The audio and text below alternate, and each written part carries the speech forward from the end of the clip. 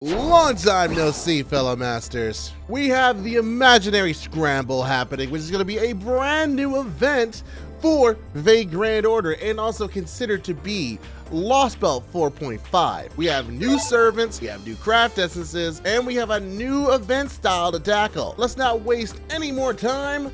We're going to jump right into it. 2 years ago, this event came to Japan, and now it's NA's turn to tackle on the Cosmic Sea. And all you need to do in order to participate is clear Lost Belt 1. That's right, all you have to do is clear Anastasia and you'll be able to take on this event. However, please note that with this event, there are definitely referencing things that happen in Lost Belt 4, including the identity of one of the servants shown on screen. So that being the case, if you haven't caught up, there might be a lot of things in here that are gonna be some spoilerish and you might not understand. But if you don't care about that, continue on and we shall explore what to do. So the goal of this entire event is you have to escape from the void space. In order to do that, you need to gather event resources from quests, unlock more parts of the map by doing the map scanning, and then completing those quests, and you can get more points to unlock the next main quest. It's almost like Battleship in a weird way, because the map looks like this. You have to go ahead and actually explore this map and actually figure out exactly what's going on and what is there. You scan each section. And as always with this type of event, the main quests are going to be time gated. While I don't have the exact date and times of those now, it is as normal. The first 7 days, each day something unlocks. So if you catch up, you just gotta wait and farm until that new event unlocks for you to continue the story. As I showed you before, the event map is comprised entirely of tiles. So you have to select a tile with the plus mark to open up your scan menu. You'll be able to do a certain amount of scans here, but it does cost materials. So what are those materials? We have scales, bins, and sharp teeth. I'll just call it tooth just to make it easy. At the cost of these mats, you'll be able to perform a variety of scan searches in these unexplored areas. And scanning them will give you a point resource known as exploration points. Once all the areas have been scanned, more areas will be illuminated for you to keep exploring. While you're scanning, sometimes you'll crawl across a red tile, and that indicates the presence of an enemy quest. So you go over there, you're gonna be fighting an enemy. Some enemies are gonna be listed as difficult. You will see it on the screen there. And for that, you're gonna use the function that is completely unique to this event, support requests. Support requests is actually going to be NPCs that you unlock through going through the story. The further you go along, the more you get. And instead of actually having them join your party like a normal support, you actually can get them to give you certain buffs and benefits in battle, mainly to counteract whatever your enemy's throwing out at you. In order to do that, you will need to use those mats once more to pay for it. Grind up those materials and please try to win, because if you lose, if you fail the mission, materials you'll use for the support request will go away. So event bonuses, how does that look? Well, for those new dazzling mats, the 2 new servants are obviously going to give you all 3 resources, no problem at all. Look for the dazzling scales. We have these sets of servants right here shown on screen. I know they have a lot of audio only listeners, but for this part, you might want to pause and check out the screen because it's quite a lot of servants. For the fins, once more, I had to ask you to look on the screen for this because it is quite a lot of servants. And lastly, for the teeth, we have another set of summer servants. Now for the normal damage and bond bonus section, the 2 new servants will be giving 100% damage bonus and 50% bond. For the 50% damage bonus, you're gonna have all the foreigners that you have so far, plus Katsushika Hokusai, Saber, Sakabihime Archer, Melt Lancer, Fran Saber, Raiko Lancer, Scotty, Kaiser Gilles, Wu Zexin, and Zhang Yu. All these units will provide 50% bonus.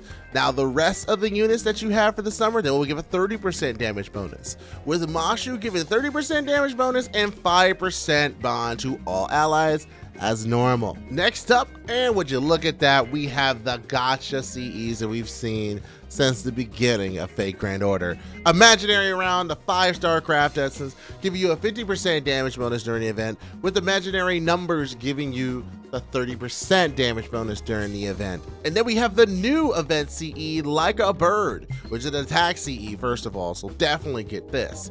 During the event, it gives you a 100% damage bonus, so super important, and is really good outside of the event, so definitely try to get all copies if you can. But that's not all, because we also have Heavenly Emperor's Consort, gives a 30% critical damage against enemies with the burn status, so very good for gank. We have the Pestle of Clichés. Fuck it. Pestle of Clichés, the 4-star command code, giving 10% critical damage and ignoring defense buffs. And then finally, the 3-star command code, Leviathan. You're going to release a violin? No, man, a Leviathan! When attacking with the engraved card, recover 100 HP and gain 1 crit start. Next up, let's see what you have to go through in the shop. Looks like we have even more materials for the shop specifically. For simplicity's sake, I'm going to call it Tuna, Urchin, and Tentacle. The Tentacles have 20 gears, 20 stakes, and 30 chains. So the Urchin has the Divine Spiritron energy. So grab that, and Void does too. With the Tuna, giving you feathers, mainly feathers. Everything else is okay. The feathers are honestly the main target, unless you're not me and you don't need feathers, but for me, feathers is what I actually need. Now, I mentioned before about those exploration points. So not only do you need those exploration points to kind of continue onward through the story, but you also get point rewards based on the amount.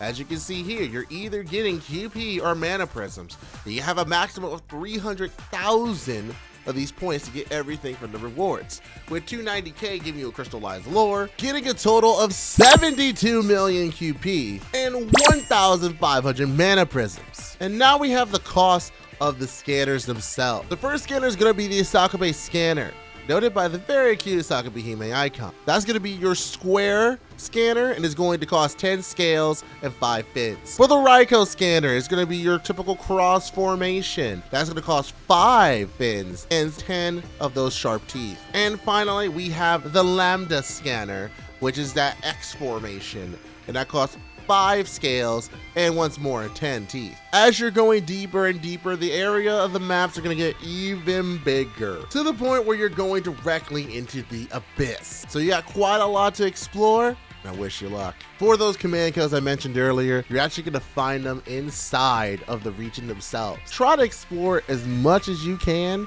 Clear the maps if you have to, because I see a lot of rewards as I'm just scanning through this screen. And then of course we have the gotcha. We have 2 brand new servants, one of which you guys have been waiting for quite a long time. We have Captain Nemo as our permanent rider solution, and limited foreigner Van Gogh, who is quick base and very much sought after by quite a lot of people. In fact, this is one of the banners that most people are actually trying to roll on. So this seems like a unit you want, definitely roll for them. They have my recommendation. We also have 3 limited craft essence, as you normally do, so that way you can increase those drops of tuna, urchins, and tentacle. For the 5 stars, Mysterious Treasure, which increases the tuna drop. We also have the 4-star Greatest Ocean for the urchin drop, and then finally the 3-star Color Me True for the tentacle drop. And lastly, Chaldea is getting a strengthening quest when this event drops, as well as the permanent edition of Mosh's 2nd summer outfit, so you're definitely going to do that. It's going to be in the rare mana prism shop for 5 rare mana prisms. But what is Childea's strengthening? The strengthening is going to focus on artistic aesthetic E- and turns it into blasphemy aesthetic C+++. It reduces all enemies AP damage for a turn, and also reduces their arts and buster resistance for 3 turns. Not a half-bad strengthening, if I do say so myself. He's still not the greatest, but hey, this at least gives him a little bit of a fighting chance. And that is going to do it for the Imaginary Scramble. So, are you rolling for Van Gogh? Is there something in the shop that you're looking for? Regardless of what that is, go ahead and comment down below and let me know what you're thinking so we can have a nice little conversation. It's not all coming down the pipeline because we have Clairvoyance CX for November coming, as well as the banners of 2023. So go ahead and check that video up there, get us uploaded, like, comment, and subscribe, and I'll see you there.